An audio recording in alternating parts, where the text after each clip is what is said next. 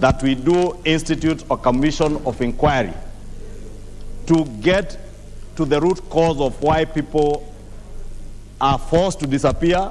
This thing we are calling forced disappearances, Mr. Speaker. And I don't know what is a forced disappearance. Because what we are calling forced disappearances, Honorable Speaker, are outright killings. Because there is no way you can disappear into thin air and never be found. Honorable Speaker, I also have cases in my constituency. A son to Mzee Mishuki, who is my very good friend, who just disappeared into thin air. And as the petitioner has in this petition, Honorable Speaker, in most of these cases, these are people who are allegedly arrested by people who claim to be policemen. And let us be fair, Honorable Speaker, and honest to ourselves. It is not just people who claim to be policemen. It has been actually policemen who have been abducting people in this country and killing them in broad daylight. Honorable Speaker, it is sad that when His Excellency the President disbanded what was called the SSU, I don't know special what, that unit, which was a murderous unit, Honorable Speaker, under the office of the DCI.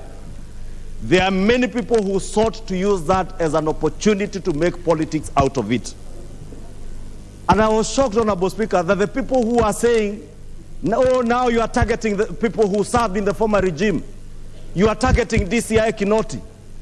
What is targeting DCI Kinoti and those who are in office when it was official government policy to force disappearances of Kenyans and kill Kenyans and dump their bodies in River Yala, in River Tana? You remember, Honorable Speaker, I think close to 30 bodies were fished out of River Yala.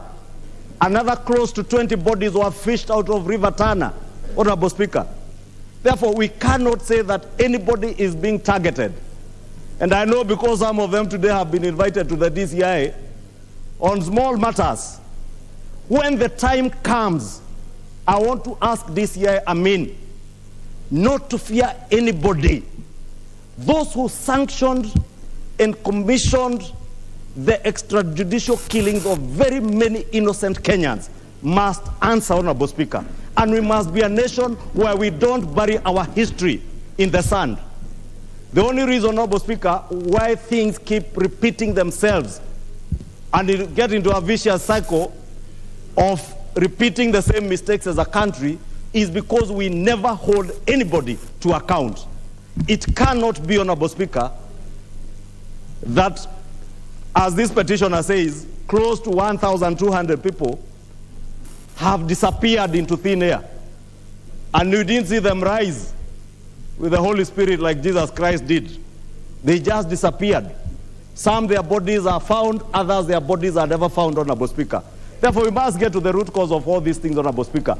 And I am glad, Honorable Speaker, that under this regime, none other than His Excellency President William Ruto has asserted that every person who is arrested by a police officer must be presented before a police station, recorded in an OB, and charged before a court of law, and not to be killed, as was happening before, Honorable Speaker.